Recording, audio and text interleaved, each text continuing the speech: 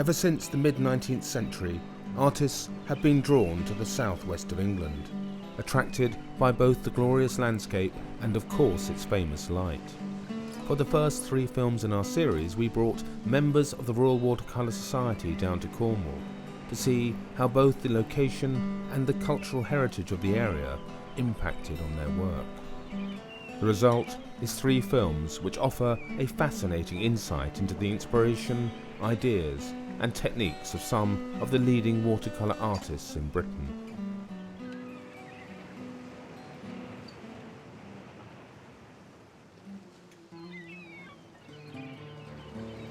Nicholson and Hepworth were gigantic figures when I was growing up and learning to be a painter. So how couldn't I be influenced? I just don't like to feel that there's a finger coming out of the sky saying, wrong, or right, or what have you. Nicholson, Sandra Blow, Heron, Lanyon, all the ideas that have been talked about, to me they're here in these very stones where I am now. I don't think I can really do work that can justify my presence here, but I'm damn well going to try. This fickle light is just extraordinary, and it's coming and going the whole time. And it's one of the reasons why I persevere with watercolour against all the odds. It's so difficult and so sometimes uncontrollable, and yet nothing does this feeling of space and atmosphere quite like it. Now I'm thinking of the drawings of Bonnard. He used stabs and splots and blips and splashes and things so that an area of certain sort of marks would suggest a certain sort of colour, so that when he got back to the studio he knew that lots of spots represented one colour and lots of stabs represented another colour.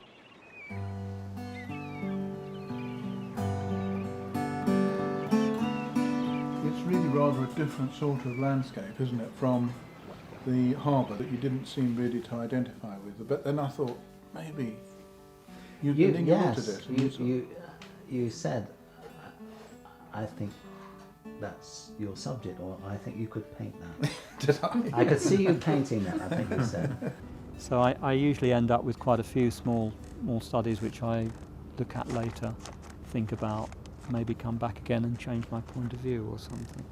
Now, when we went into the tattoo parlour yesterday, there was this very large lady called Dawn who obligingly took off her top and showed us her back, where she'd had a motif from a Red Indian motif, which is a sort of circular motif, which she called a dream catcher. What I did down the end of the pier, looking back, is I've seen this pilot's office. And walking around Newlyn, there are so many boats, there's so much that's picturesque. I just had to settle on something, and I wanted something that was of interest to me, but just completely away from what one would expect and what one sees in Newlyn most of the time.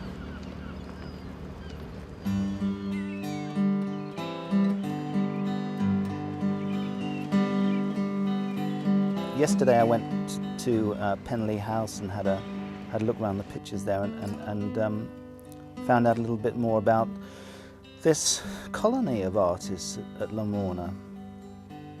Quite a sort of loose-knit group of not only painters but writers and poets and etchers and sculptors. But they all focused around Lamorna birch. It wasn't really a colony. I mean, what makes an artist's colony? It's really a group of people that get attracted to a particular place. I've got a nasty feeling one of my main problems here is going to be getting things to dry quickly enough, because they're slightly shady.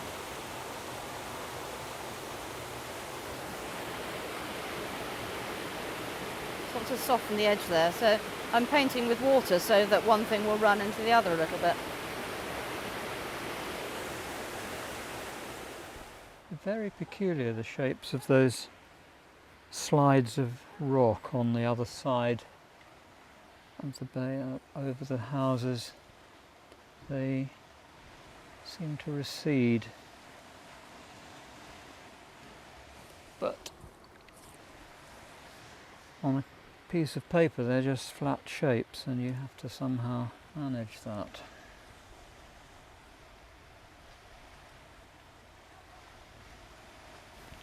Now this is all very crude, but it shows the kind of considerations that one has to try and make all the time when you're inventing a painting, and using these elements from an existing sketch, you see. And it is really like almost like a Greek landscape. You can understand why people like Laura Knight were attracted to it. There's this wonderful painting that she did of figures on the Lamorna cliffs on the other side of the cove here.